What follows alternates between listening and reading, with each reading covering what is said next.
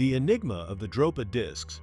A bird glides noiselessly through a museum, frozen in a moment of history, while another riddle from the distant past quietly stirs, not encased in glass, but buried beneath soil in a secluded Chinese region. Nestled within the Bayan-Kara-Yula mountain range, a remarkable find emerged during the 1930s, capturing the imaginations of scientists, storytellers, and believers in the extraordinary for generations. This find is referred to as the Dropa Discs, compact, circular objects about the size of a dinner plate, discovered inside a labyrinth of caves within the remote mountain area lying on the border of China and Tibet. On the surface, they appear plain, weathered, rudimentary, and worn by centuries. But what sparked lasting fascination were the engravings meticulously carved into their faces. Each disc featured inward-turning spiral grooves, resembling an unfamiliar script or perhaps a code. The tale of the Dropa Discs begins with a dig led by Dr. Kai-Pu Tay in 1938. The archaeological team unearthed these unusual objects during their exploration. Descriptions of the find stressed how drastically these discs differed from any known artifacts. When attempts were made to decode the mysterious carvings, they proved futile. The characters bore no resemblance to any known ancient writing or linguistic system. Yet the puzzling design wasn't the only surprise, it was the folklore accompanying them. Indigenous stories hinted at a visitation from alien beings long ago. The Dropa tribe, an enigmatic people who once dwelled in the region, were believed to have interacted with entities from the sky. According to these tales, the discs were communication devices left behind by these celestial visitors. Some theorized the spirals weren't merely words, they were star charts, possibly mapping the journey home for the otherworldly guests. Interest only deepened when scientists observed that despite the discs' apparent age, their composition was not of any ordinary rock common to the region. Instead, the Dropa stones were made from a metallic mixture unknown in local archaeology. Their smooth, meticulously finished surfaces were too advanced for any primitive community believed to have lived there.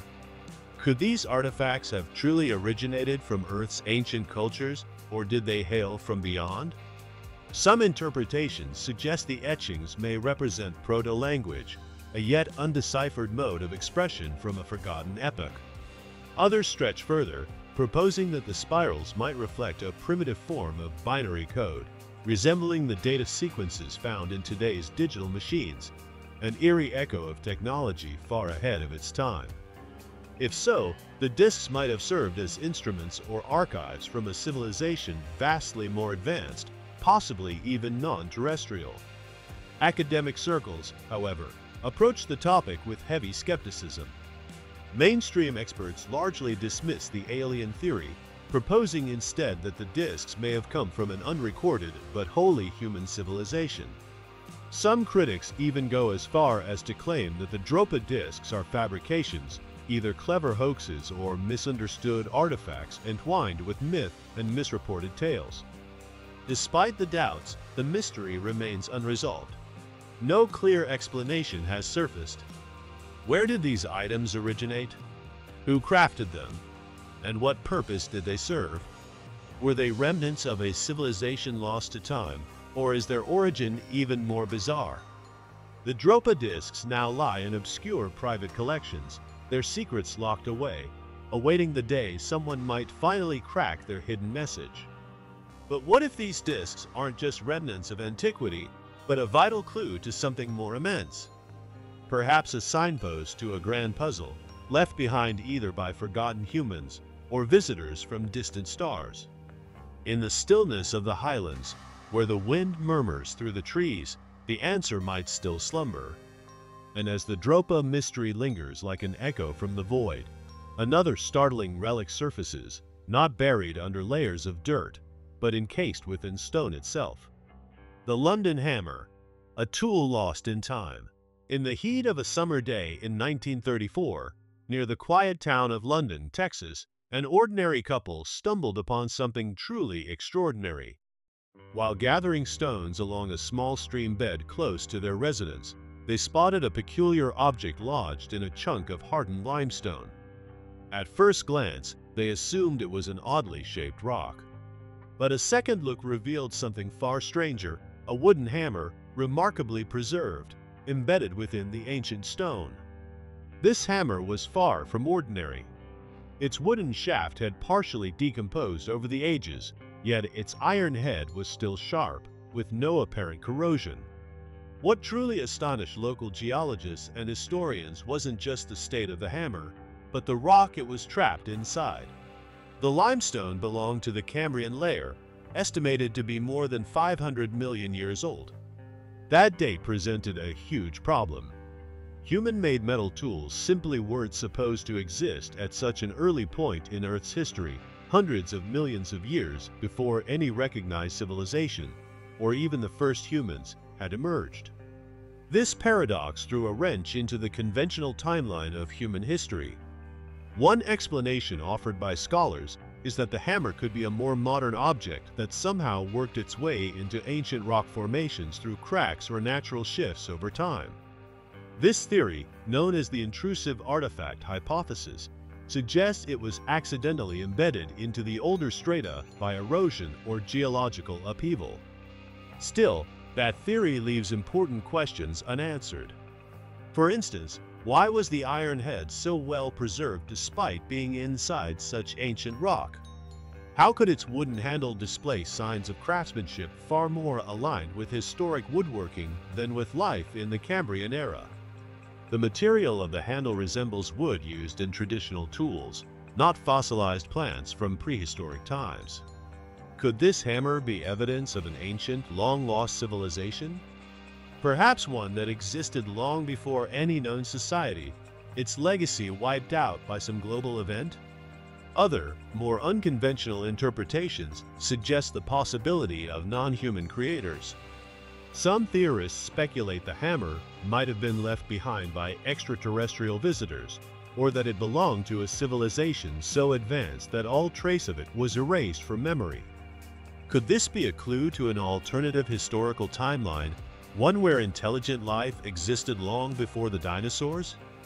Or perhaps even a sign that technological civilizations rose and fell on Earth well before ours? Though there's no definitive proof supporting such ideas, the hammer continues to stir debate. It's one of the most puzzling and contested finds in anomalous archaeology. Why would a metal tool be embedded in ancient rock dating back 500 million years? Who could have crafted such an object?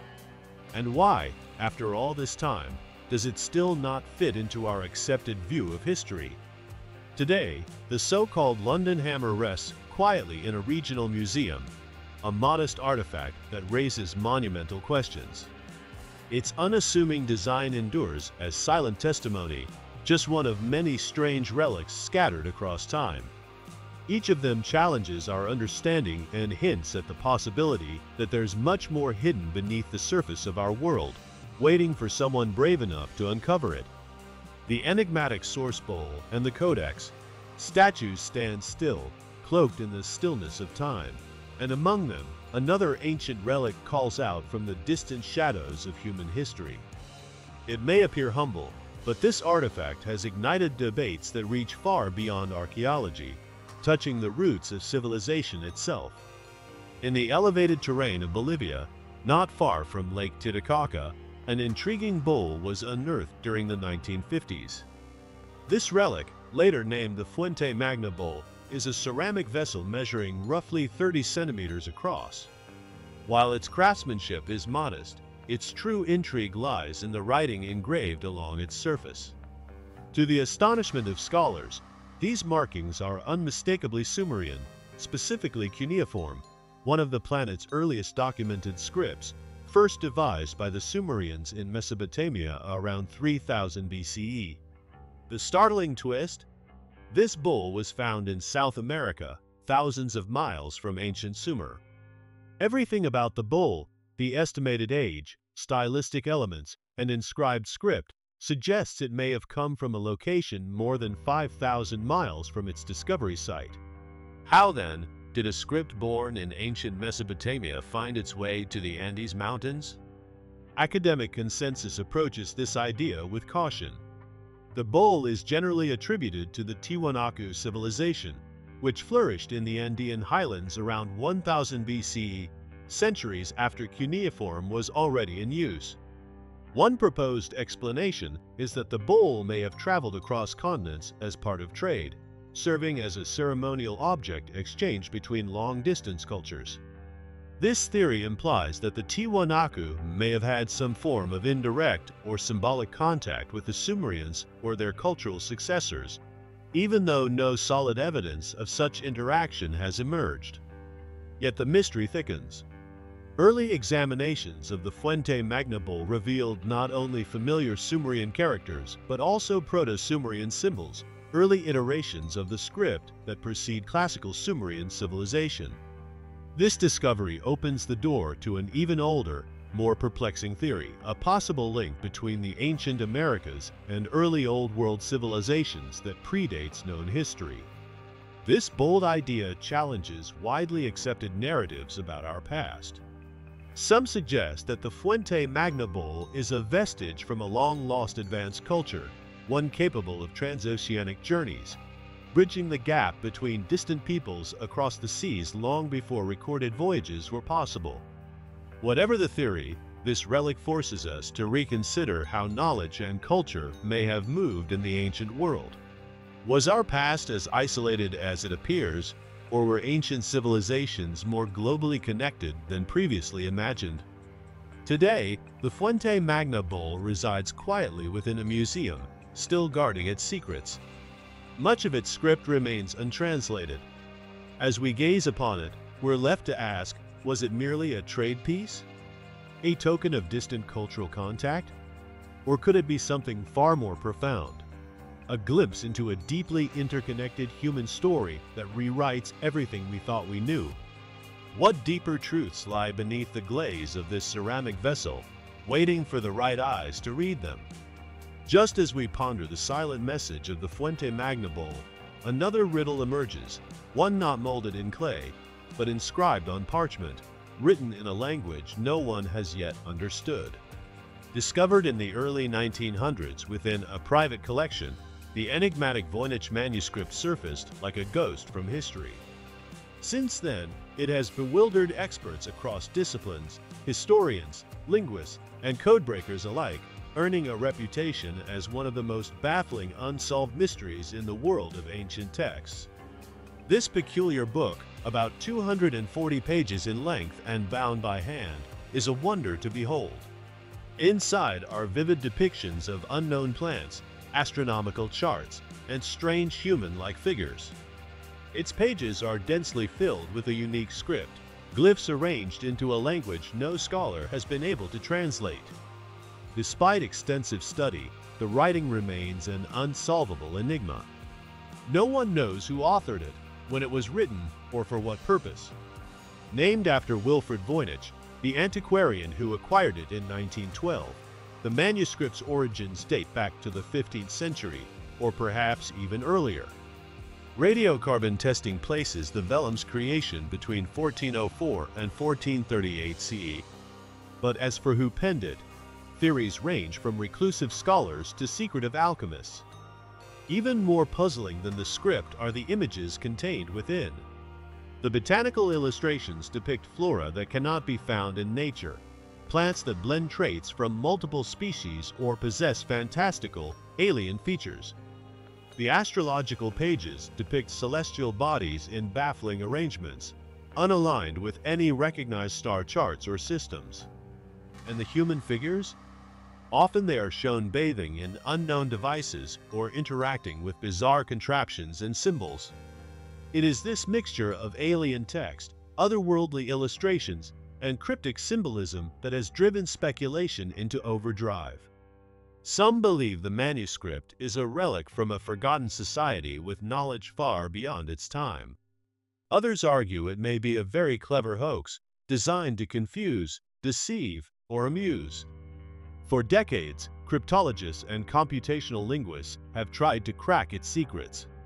Some posit that the text could be an invented language used by a secret order, or that it was meant for esoteric rituals.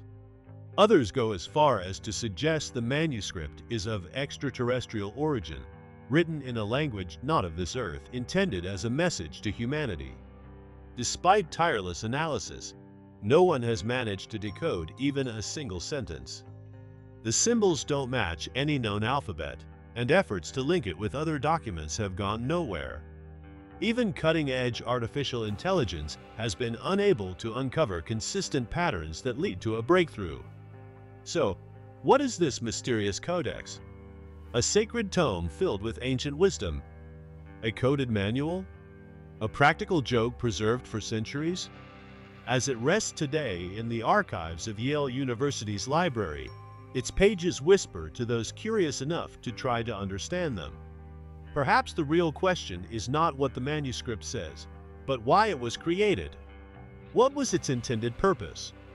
Why preserve it for centuries if no one could read it? And why, even now, does it elude comprehension? Is the Voynich manuscript more than just a book? Could it be a key? One that, if finally understood, might transform our grasp of language, science, or ancient knowledge itself? Or is it a riddle fated to remain forever unsolved, an enigma in ink, challenging us from across time? The enigma of the Phaistos Disc. While the Rongorongo codex lies forgotten in the silent shelves of antiquity, its impenetrable glyphs a stark reminder of mankind's vanished wisdom, our focus now shifts to another artifact that has puzzled experts and researchers for more than 100 years, a compact yet remarkably detailed disc uncovered on the island of Crete. In the year 1908, during a dig at the ancient Minoan complex of Phaistos, Italian archaeologist Luigi Prunier stumbled upon an object that would soon be recognized as one of the greatest unsolved enigmas of the ancient era, the Phaistos Disc. This small, round clay artifact, baked to a hard finish, displays intricate spirals on both sides, comprising exactly 45 unique characters. These characters are laid out in what seems to resemble a form of script, but they bear no resemblance to any known written systems, be it Greek, Egyptian, or Sumerian. The symbols do not appear arbitrary. Their meticulous arrangement indicates an intentional design, suggesting the existence of a structured language or encoding mechanism. Measuring merely 15 centimeters across, the disc's dual surfaces are finely detailed with symbols that spiral inward toward the center, emphasizing a deliberate layout. What elevates the Phaistos Disc from a mere archaeological curiosity to a legendary puzzle is not solely the undeciphered nature of its markings, but also the remarkable craftsmanship it exhibits. Its flawless surface, uniform indentations, and the evidence that the symbols were pressed into the clay with pre-made stamps suggest a sophisticated production method. Despite countless scholarly efforts to crack the code, the script has resisted all decipherment. Some researchers compare the characters to pictographs like hieroglyphs, while others theorize that it might be a type of linear text, yet none match any recognized script from the Mediterranean world or beyond. Radiocarbon dating places the disc's creation around 1700 BCE, situating it within the flourishing Minoan civilization, renowned for its innovation in art, commerce, and urban design. Still, even with this historical background, the disc's function and significance remain a mystery. Conventional interpretations propose that the disc might contain a religious hymn, ceremonial chant, or possibly a calendar reflecting the passage of time. Its spiral structure has led some to think it signifies cycles, possibly agricultural or celestial, both crucial aspects of Minoan daily life. Other researchers have theorized that the object could have been used as a recreational item or an educational resource, perhaps designed to entertain or instruct members of Minoan nobility. But these theories diverge widely, particularly when fringe ideas are introduced. Some alternative thinkers speculate that the Phaistos Disc may encode a lost language, not just specific to the Minoans, but perhaps stemming from a much older, entirely forgotten civilization. Others suggest the possibility of an extraterrestrial origin, conceived by beings from beyond Earth, encoded in an alien tongue intended to be decoded only by a select audience, maybe even by future humans. Bolder interpretations propose the disc might serve as a map, guiding seekers to ancient landmarks, hidden cities, or sites of legendary significance. Even with modern technologies, ranging from carbon dating to AI-based linguistic analysis, the disc defies all efforts at translation. No other artifact bearing the same symbols has been uncovered, leaving this singular disc standing alone in time, cloaked in obscurity. Could this relic be the gateway to a forgotten epoch in human history? Is it a fragment of an unknown dialect, a remnant of a long-lost civilization, or possibly a transmission of cosmic wisdom beyond our understanding? Or is it simply the creation of an ancient mind crafted deliberately to fascinate and confound those who gaze upon it? The answers remain tantalizingly out of reach as the Phaistos Disc rests quietly in Crete, its truth sealed beneath layers of dust and mystery, softly beckoning those brave enough to question and imagine. And as we continue to stare into the depths of the Phaistos Disc's cryptic design, our journey carries us to another perplexing riddle, not found on clay, but carved into the very architecture of an English manor. In the peaceful gardens of Shugborough Hall, a peculiar code challenges the serenity of its surroundings. Its interpretation is as obscure as the legends it may conceal. This is the Shugborough inscription, etched onto a stately monument, an art structure that stands as part of the estate's formal landscape, believed to date back to the 1700s. Beneath the arch lies a peculiar plaque, presenting an indecipherable string of capital letters, OUOSVAV. Below these characters sits a detailed stone relief known as the Shepherd's Monument, showing a shepherd with a crook surrounded by other enigmatic carvings. Initially, this might appear to be a symbolic tribute, perhaps representing a historical event or a personal sentiment from the family that built the estate. Yet the lack of explanation and the unusual nature of the letters have inspired endless speculation, making it one of Britain's most baffling inscriptions. Traditional interpretations argue that the characters could be initials forming a secret motto, or perhaps a concealed message meant only for members of the Anson family, who originally commissioned the monument. Some theories even consider it a cipher, an encoded communication comprehensible only to those possessing insider knowledge. The pastoral imagery in the Shepherd's Monument has been linked to 18th century poetry, especially to the shepherds of Arcadia, symbolizing themes like protection or divine guidance. Still, a more provocative theory posits that this inscription could point toward the location of the Holy Grail. According to this notion, the letters might be a concealed clue left by members of the Knights Templar or similar secret groups reputed to guard sacred artifacts and esoteric truths. Supporters of this theory often draw parallels to the Da Vinci Code, envisioning the inscription as a signpost to forbidden knowledge hidden in plain sight. Another interpretation suggests the monument forms part of an ancient alchemical riddle, preserving arcane principles or mystical traditions, meant to be deciphered only by those attuned to esoteric wisdom. These theories argue that the letters encode knowledge long buried, spiritual, scientific, or philosophical, that has yet to be fully reclaimed. Nevertheless, despite a multitude of analyses, no universally accepted solution has been found. In the absence of any supporting documents or contextual clues, the true intent of the Shugborough inscription remains an enigma. Was it simply decorative? Or could it be a deliberate enigma, a timeless message awaiting rediscovery by those with the insight to unravel it? The Shugborough Code, with its mute marble characters and centuries of speculation, continues to attract wonder and mystery. As the monument endures silently within the verdant lawns of Shugborough Hall, one is left to ask what ancient knowledge still lies encoded within these cryptic symbols. And more hauntingly, who left them here, and to what end? Enigma of Rohonc Manuscript and the mystery of Rongorongo. From the shadowy corners of time emerges a mysterious document, this time from the very center of Europe.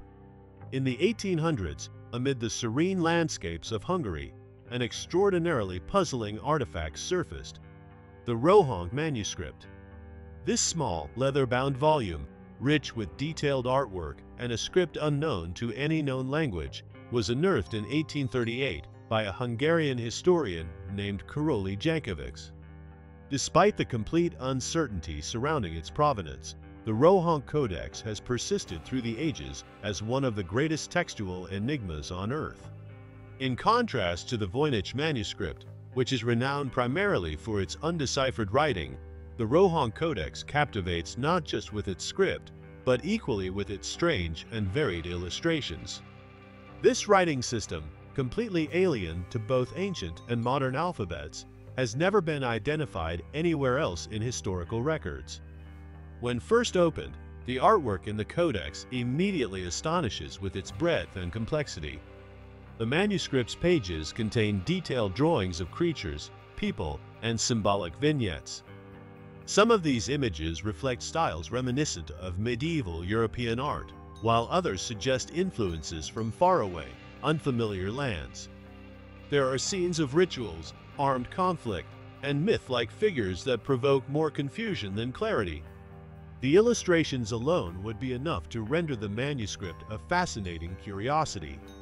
However, it is the unique written language that truly confounds scholars. The symbols and characters include elements that echo ancient runes, alongside entirely novel glyphs that seem to have been invented from scratch. Countless efforts over the years have aimed to translate the text, yet neither linguists nor historians have successfully linked it to any known dialect, ancient or modern. The symbols exhibit no recognizable grammatical structure, leading many to guess at its origins without any firm conclusion. One idea posits that the Rohonc Codex was crafted by a secluded religious community, potentially during the Middle Ages, using their own invented language for spiritual or secretive purposes. Another perspective suggests that the book may be a creative work, conceived by an individual or collective for personal, ritualistic, or artistic reasons, though the motivation behind developing such an elaborate and unreadable system remains a mystery. On the fringes of scholarly thought lie even more daring interpretations. Some theorists believe that the Codex might represent the only surviving artifact from a lost civilization, evidence of a forgotten culture that vanished before its wisdom could be inherited by future generations. Others even claim that the script may originate from an extraterrestrial source, left behind by beings from another world, waiting for humanity to unlock its secrets. The strange, dreamlike qualities of the manuscript's artwork further ignite these speculations. Even in recent decades, with the help of cryptographers and digital analysts, the Rohonc Codex has managed to elude all serious attempts at decipherment. Some skeptics argue that it could be a hoax from the medieval era, perhaps a religious book or an artistic experiment designed to bewilder its audience. Others hold out hope that a deeper, genuine meaning exists, hidden beneath centuries of misunderstanding. Currently housed at the Hungarian Academy of Sciences, the Codex keeps its knowledge hidden. As we gaze upon its aged pages today, the central question remains: might this manuscript represent more than just a historical oddity? Could it be a key to long-lost wisdom, locked away by time and chance? Or is it simply an unsolvable puzzle, the cryptic legacy of a mind or minds whose intent remains forever veiled? In the hushed halls of archives and libraries, the Rohonc Manuscript rests silently. It continues to beckon, whispering truths we may not yet be ready or able to comprehend. Easter Island, known to its inhabitants as Rapa Nui, is a land of haunting beauty. Towering stone figures known as the Moai stand vigil over its rugged shores, monuments to the ingenuity and devotion of the island's ancient people. Yet concealed within this culture lies another mystery, one far less visible, but just as perplexing. In the mid-1800s, Western explorers came upon a collection of carved wooden boards scattered across the island. These artifacts, called Rongorongo tablets, were inscribed with intricate markings. Made from the native Turomiro tree, these planks were fully covered with symbols, some pictorial, others abstract in form. The characters were carved at varying depths and arranged in rows or columns with an artistic, almost poetic symmetry. The true enigma lies not in the symbols themselves, but in their unreadable nature. The Rongorongo script seems to represent a written language, yet no one has ever been able to translate it. Unlike ancient Egyptian or Sumerian scripts, decoded using tools like the Rosetta Stone, Rongorongo remains a closed book. Numerous linguists, historians, and codebreakers have attempted to crack its meaning. But when Europeans arrived on Rapa Nui in the 1700s, the knowledge of how to read or write these characters had already vanished. Some researchers believe Rongorongo may have served ceremonial or spiritual functions, perhaps used to pass down oral stories, religious chants, or traditional songs. Others suggest it may have documented key historical records, ancestral lines, or the precise movement and placement of the Moa statues, which held deep cultural significance. But the fundamental questions persist. Why did this remote island society develop a writing system when so many others did not? And how did it come to be forgotten so completely that not even descendants retained any understanding of it? Mainstream academics often view Rongorongo as a mnemonic tool, a visual aid to help storytellers remember complex oral histories. Yet this fails to explain the consistency and order in the symbols, or why they were limited to only a handful of tablets that never expanded in use across the island. More speculative ideas propose that Rongorongo wasn't just a form of communication, but a sacred script, perhaps encoding secret astronomical knowledge or spiritual truths about the island's beginnings. A few even argue it could be a form of alien transmission, messages from beings not of this earth, preserved in symbolic language as evidence of otherworldly contact. Despite decades of intense research, no scholar has come close to solving the mystery. There are no bilingual inscriptions, no helpful comparisons to unlock the code. The tablets remain mute, each character an unspeaking mystery. What was Rongorongo really for? Was it a practical method for recording knowledge, or a window into something much deeper, perhaps even a forgotten past we've yet to recognize? As the ocean winds brush against the ancient cliffs of Easter Island, the mystery lingers. The script remains unread. The message, if it exists, stays sealed in silence, waiting, perhaps, for the right eyes to finally understand what it has always meant to say. The flight mystery of the Saqqara Aviator. Following the curious enigma of the Baghdad Battery, an artifact some suggest hints at ancient electrical knowledge, we now shift our focus to something more refined, a relic both minute and profoundly intriguing. Though small in size, it carries immense mystery and has ignited passionate discussions for decades among historians, engineers, and alternative theorists alike. In the dusty ruins of Saqqara, an ancient burial ground just below Cairo, Egypt, an unusual artifact came to light in 1898. During the excavation of a tomb dating back to Egypt's Middle Kingdom era, archaeologists unearthed a finely crafted wooden object, a bird-like figurine, wings extended as though ready to take off.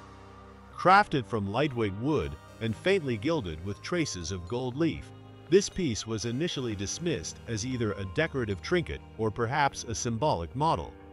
Yet, with time, it earned the title of the Saqqara bird, and with it came questions that remain unanswered. Was it merely symbolic, or did it carry deeper technological implications? At first observation, the object seems straightforward. Its streamlined shape resembles a bird in flight, with pointed wings and a sharp, beak-like nose. It's a visually impressive piece, shaped with remarkable skill. But the feature that piqued the greatest curiosity lies at its rear. Two tiny, precisely drilled holes. When scholars examined the artifact more carefully, they discovered these openings weren't placed randomly. Their positioning appeared intentional, possibly designed to engage with air or airflow in some engineered manner. This led to more radical speculation. Could this small object be more than an aesthetic or ceremonial piece? Some propose that it might represent an ancient model aircraft, a scaled-down prototype of flight technology. Others viewed it as a symbolic tribute to flight, linking it to ancient Egyptian spiritual beliefs, where birds often symbolized the soul's voyage into the afterlife. The mystery deepened when modern engineers and aerodynamic enthusiasts began testing replicas of the Saqqara bird. In controlled experiments, some claimed that when the model was suspended on a rod or dropped from height, it appeared to glide in a way reminiscent of a modern glider or airplane. This surprising performance suggested that its designers may have had a working understanding of basic aerodynamics, knowledge far ahead of its time and absent from traditional historical accounts. Was this aerodynamic efficiency a coincidence of artistic design? Or was it proof of something revolutionary, an attempt to master flight in ancient times? Could the figurine be a religious talisman invoking celestial forces, or was it part of a secretive tradition of early aeronautics? Mainstream archaeologists tend to view the Saqqara bird as a ritualistic object, perhaps a child's toy or a symbolic piece linked to the Egyptian concept of flight and divine ascent. However, more unconventional theories suggest a functional model capable of flight, potentially a rudimentary glider that predated documented aviation knowledge by millennia. Skeptics argue there is no hard evidence to support such claims. Ancient Egypt, despite its astonishing architectural and scientific accomplishments, has left no records of flight experimentation. To them, the bird remains an artifact rich in artistic and religious meaning, but nothing more. The lack of inscriptions or comparable objects elsewhere lends weight to this conservative interpretation. Yet, the debate continues. The Saqqara bird offers no written explanation. It is an isolated find. No other similar objects have emerged from comparable tombs or contexts. Thus, it remains a lone mystery, a relic that possibly hints at an ancient understanding of flight, long buried beneath centuries of sand and time. Could the ancient Egyptians have possessed lost technologies or esoteric knowledge about flight that we've yet to rediscover? Was this object a mere symbolic offering, crafted in reverence to divine forces of the sky? Or could it be a remnant of an experimental tradition forgotten by history? Today, the Saqqara bird lies motionless behind museum glass, its wings stretched in eternal stillness. Yet, it seems to beckon, posing the unending question: what other ancient enigmas lie dormant in the relics of our past, waiting for us to decipher their forgotten messages, one astonishing clue at a time? The enigma of the Dendera illumination, a timeless puzzle, awaits us in Egypt's core, where ancient stone engravings and hieroglyphs tell tales not merely of deities and rulers, but possibly of something far more extraordinary, an unexplained phenomenon that challenges our grasp of the ancient world. Within the Temple of Hathor at Dendera, an expansive sanctuary devoted to the Egyptian goddess of love, music, and motherhood, one particular carving has drawn the keen interest of historians, engineers, and conspiracy enthusiasts alike. This carving portrays what looks strikingly like a light bulb, an intricate, nearly modern device, held aloft by two figures in a scene seemingly out of sync with the ancient temple setting. Known as the Dendera illumination, this image is found on the ceiling inside one of the temple's inner chambers. The engraving depicts a serpentine form, which some interpret as a cable or wire linked to the base of a bulb-shaped object. The bulb is grasped by two figures who appear to be engaged in some ritualistic act, their hands extended towards the glowing object. At a glance, it might seem like a typical symbolic portrayal, a metaphor representing the sun, light, or divine enlightenment. After all, ancient Egyptians were famous for their rich symbolism, with many gods associated with the sun and illumination. Yet what stands out is the striking similarity of this artifact to a modern electric light bulb, an invention not realized for thousands of years. This resemblance has prompted speculation. Could the ancient Egyptians have possessed knowledge of electrical technology long before its modern discovery? Conventional Egyptologists reject this notion, explaining the carving as a stylized emblem of creation or the divine light of the gods, interpreting the bulb as a symbolic representation of the sun's rays or spiritual illumination. In this explanation, the serpent likely symbolizes the sun god Ra, and the figures merely enact a symbolic connection to divine power, not electricity. However, the idea of ancient Egyptian electrical technology remains difficult to dismiss entirely. Alternative theorists highlight the seemingly modern design of the carving, proposing it may depict an actual electric light source, perhaps something like the arc lamps used in early electrical experiments. Could the Egyptians have known and used such technology for ceremonial reasons, as part of a secret or lost scientific tradition? Others suggest the Dendera illumination fits within a broader pattern of forgotten ancient technologies, possibly connected to an advanced civilization predating Egypt's dynastic era, one that harnessed energy far beyond what history currently recognizes. Could this civilization have employed electricity during rituals, illuminating temples or tombs in an age reliant on torches and oil lamps? Such ideas, of course, remain highly speculative without concrete evidence. The absence of any physical artifacts linked to this supposed technology leaves these questions unresolved. As is often true with ancient enigmas, speculation can only advance so far without more proof. Thus, we are left to ponder: does this ancient symbol truly signify something beyond the known abilities of ancient Egyptians, or is it simply a metaphorical expression of divine illumination, representing spiritual light? As the temple's carvings remain untouched by time, the Dendera illumination continues to flicker in the minds of those curious about hidden ancient truths. Like the light itself, the truth may remain elusive, veiled beneath the sands of time. As the mystery of the Dendera illumination glimmers in the shadows of debate, our attention shifts to another puzzling artifact, discovered not in a grand temple, but amid the quiet remnants of an ancient civilization far from the bustling centers of Egypt and Mesopotamia. In southern Iraq, near the ancient site of Ubaid, lies a mystery that appears to transcend human understanding. Early 20th century excavations at Ubaid uncovered a collection of small, intricately hand-carved figurines defying easy classification. At first, these seemed to represent human figures, but upon closer examination, their faces, bodies, and especially their eyes suggest something far stranger. The Ubaid figurines are often described as depicting reptilian-like beings with large, bulging eyes and angular, lizard-like features. Their slender bodies have elongated limbs and stiff, exaggerated postures. The meticulous detail and uncanny nature of these figures have inspired many to speculate on their true significance.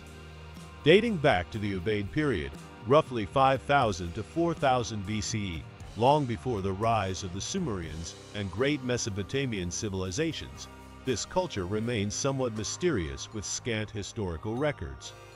We do know the Ubaid people excelled in pottery, agriculture, and craftsmanship, laying the groundwork for later civilizations. But what are we to make of these reptilian beings? Mainstream archaeologists suggest the figurines are stylized human depictions, perhaps made for religious or ritualistic reasons. Some believe their exaggerated features, like the large eyes, symbolize spiritual vision or divine connection, reflecting humanity's penchant for symbolic expression. Yet the lizard-like characteristics have fueled alternative theories far beyond traditional interpretations. Some propose these figures represent extraterrestrial visitors, hinting that ancient cultures may have encountered or been influenced by alien beings. This theory draws from the ancient astronaut hypothesis that advanced entities from other worlds came to Earth in prehistoric times, leaving clues through strange artifacts, symbols, and structures. Other theories speculate the Ubaid lizard men figurines represent a forgotten ancient race, perhaps a species of humanoid reptiles whose existence on Earth was lost to history. In this view, the figurines are not mere symbols, but remnants of an actual physical species that coexisted or interacted with early humans. However, no evidence supports these extraordinary claims. The figurines themselves are the only clues to the mystery behind their origin, and lacking written records, their true purpose remains deeply elusive. What message were the Ubaid people trying to convey with these strange, otherworldly figures? Were they honoring a forgotten deity, or do the figures reflect contact with something far beyond human comprehension? And why choose reptilian features among all possible forms? The Ubaid lizard men figurines are far more than simple artifacts. They are fragments of a lost world, standing silently, awaiting interpretation. Whatever truth lies behind them, one certainty remains. They provoke more questions than answers, reminding us that ancient mysteries may be stranger than we dare imagine. The enigmatic crystal skulls, a mystery that shines with an almost supernatural charm, an enigma that seems to go beyond both time and matter. The crystal skulls. These carefully sculpted, translucent relics have inspired fascination, awe, and doubt for hundreds of years. The most renowned among them, the Mitchell-Hedges crystal skull, was uncovered in 1924 within the ruins of a Mayan temple in Belize by Anna Mitchell-Hedges, the daughter of British explorer Frederick Mitchell-Hedges. This skull, carved from a single piece of clear quartz crystal, is almost life-sized. Its intricate details are so exact that its facial features, eyebrows, nose, and teeth appear almost unnaturally flawless. The surface is smooth and polished to a shine that catches light, creating a haunting, otherworldly radiance. It is believed to be both beautiful and purposeful, crafted not only as a likeness of the human skull, but possibly to serve deeper meanings, spiritual, ceremonial, or even technological. Yet, the Mitchell-Hedges skull is just the most well-known among several others discovered over time. This includes the Smithsonian skull housed at the Smithsonian Institution and the Paris skull displayed in the Musée du Quai Branly.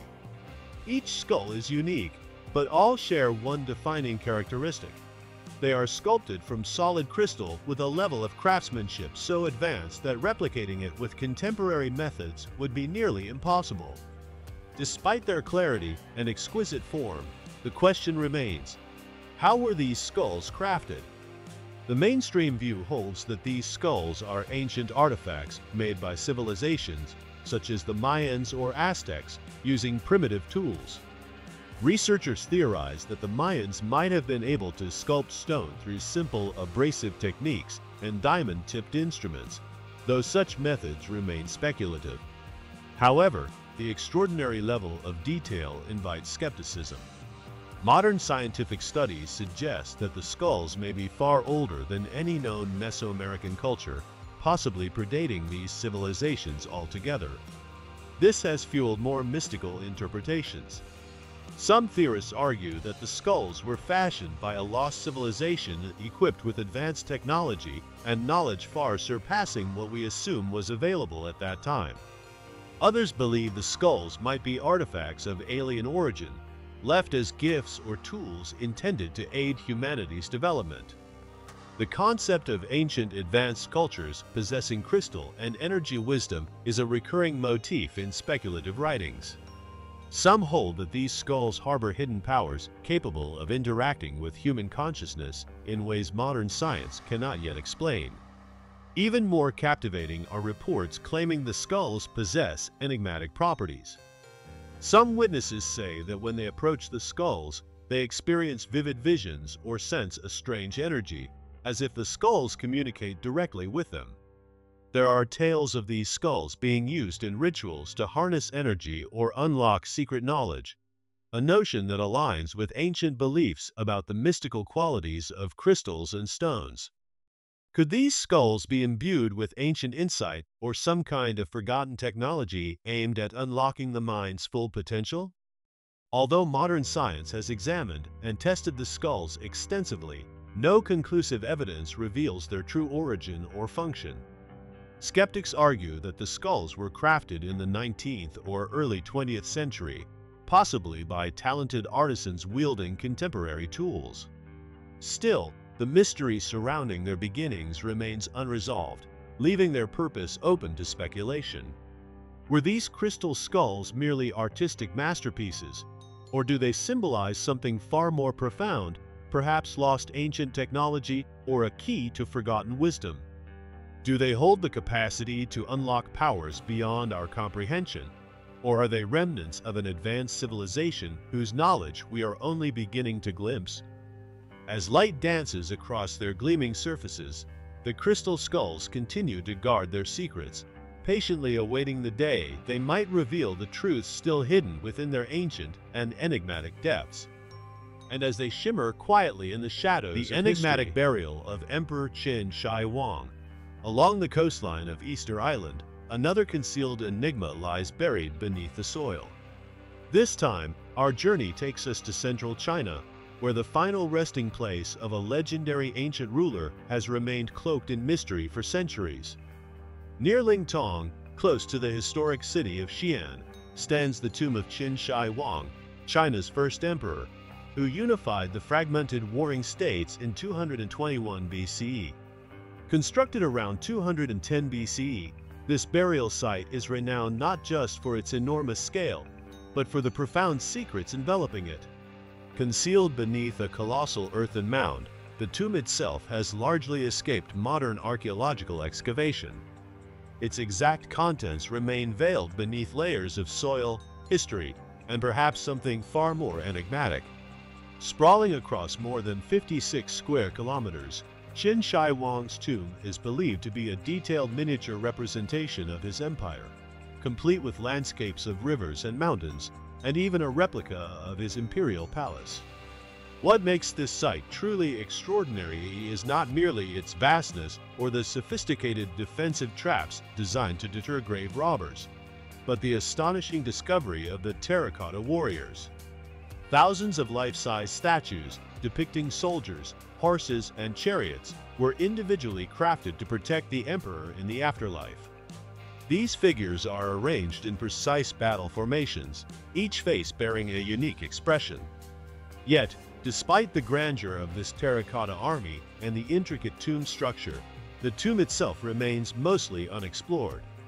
Ancient texts describe the tomb as encircled by a moat filled with mercury and containing treasures beyond imagination, gold, jewels, and artifacts worthy of a deity. Some accounts even claim the emperor's body rests inside, accompanied by the objects he would require in the afterlife, all preserved within a sealed chamber. However, despite several exploratory efforts, the tomb remains sealed to the present day, with authorities cautious about disturbing the delicate balance between conserving the site and uncovering its mysteries. So, what truly lies within this vast, unopened tomb? Why has it remained sealed for centuries, even as much of Qin Shi Huang's legacy has been revealed to the world? Mainstream scholars suggest that the tomb holds customary grave goods, treasures, and ritual items meant to accompany the emperor on his journey to the next life. The mercury described in ancient writings might symbolize the river of life and death or act as a preservation method. However, certain aspects resist easy explanation. Some hypothesize that the tomb holds far more than mere riches and burial objects. Could Qin Shi Huang's tomb conceal lost ancient scientific knowledge or technologies? The massive presence of mercury hints at an advanced understanding of alchemy and possibly a quest for immortality. Some theorists propose that the emperor attempted to preserve his soul or physical form through esoteric practices far beyond simple embalming. More speculative ideas also arise. Might the tomb be safeguarding evidence of extraterrestrial contact? Was Qin Shi Huang's pursuit of eternal life intertwined with a desire to communicate with beings from beyond Earth? Could the meticulously crafted terracotta army be guarding not only his body but forbidden technology or knowledge, hidden away to prevent misuse? Despite the many theories and mysteries, the emperor's tomb remains largely untouched. The government's decision to keep it sealed, even with the progress of archaeological technology, suggests either a profound respect or a fear of what might be revealed inside. The fact that such an immense and significant tomb has yet to be fully investigated only deepens its mystique. What secrets could Qin Shi Huang's tomb harbor? What knowledge, treasures, or dangers lie buried, waiting thousands of years to be uncovered? As the silent terracotta soldiers stand watch with unchanging stoic faces, one question remains: what are we truly afraid to find? And what will we discover when the tomb is finally opened? As we leave the mysteries of Qin Shi Huang's tomb hidden beneath China's soil, our attention shifts to a vastly different but equally haunting discovery, this time deep within Egypt, where whispers of an ancient past still resonate, though in ways not yet fully understood. In 1907, in a royal tomb near Thebes, Egyptologist James Quibell and his team uncovered a peculiar and unsettling mummy, later known as Unknown Man-E, or more ominously, the Screaming Mummy. Unlike the pristinely preserved remains of Egyptian nobility, this body was found in a tense, unnatural posture, its face frozen in an expression of agony and terror even after millennia. The mouth was agape, seemingly caught in a silent scream, while the eyes were wide open, as if the man had died in sudden, violent distress. Discovered in the Valley of the Kings within a tomb thought to belong to relatives of Pharaoh Tutankhamun, this individual bore no royal markings or insignias. The mummification itself was unusual.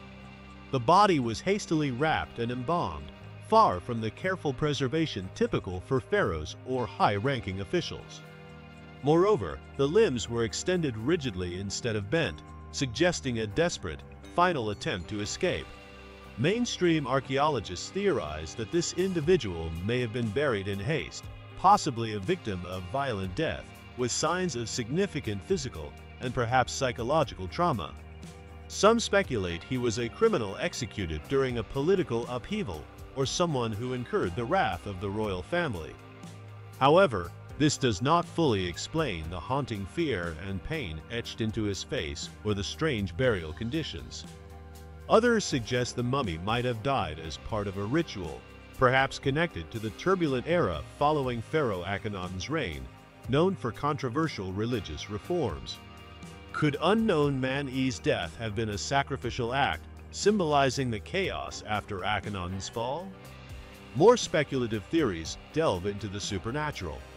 Some propose the screaming expression reflects the unrest of the man's soul, that he died in a manner threatening his afterlife, possibly cursed or subjected to dark rites. Could this be a spiritual crisis, a punishment for unspoken sins committed or inflicted upon him? Fringe theories abound. Could this mummy be connected to ancient mystical rites or hint at extraterrestrial encounters? The tortured, terrified expression has led some to speculate this was no ordinary death, but one linked to alien contact or secret ancient societies. Yet, despite these wild notions, the simplest explanation may still be the correct one. Unknown Man-E likely died a violent, tragic death, and his remains bear the marks of terror and trauma experienced before death. But even this leaves questions unanswered. Why was he buried so hastily and unconventionally? What caused such violent demise? Why does his mummified face express such profound suffering? Was he merely an unfortunate casualty of history, or does his scream symbolize something far darker? Now displayed in the Egyptian Museum in Cairo, this mummy continues to guard its mysteries. The unanswered questions linger as palpably as the silence surrounding it. What further secrets might this silent scream reveal about the man's life, death, or the hidden enigmas of ancient Egypt still waiting to be discovered? From the haunting echoes of Egypt's tombs, we now turn back to ancient China, to another extraordinary find, one that reveals the sophistication of Chinese burial and preservation practices, and the life of a noblewoman lost to time.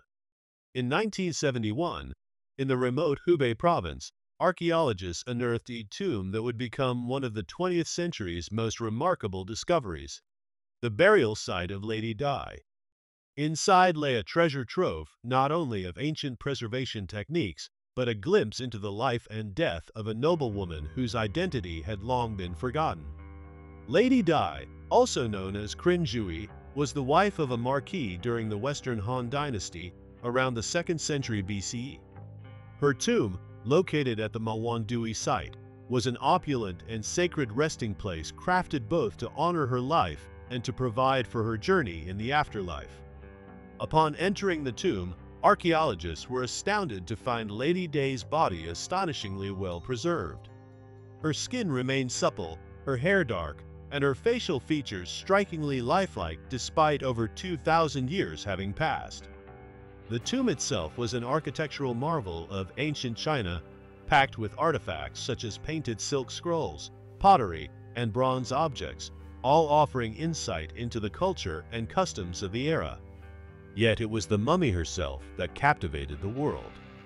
Unlike Egyptian mummies, typically embalmed with resin and linen wrappings, Lady Day's preservation was far more advanced.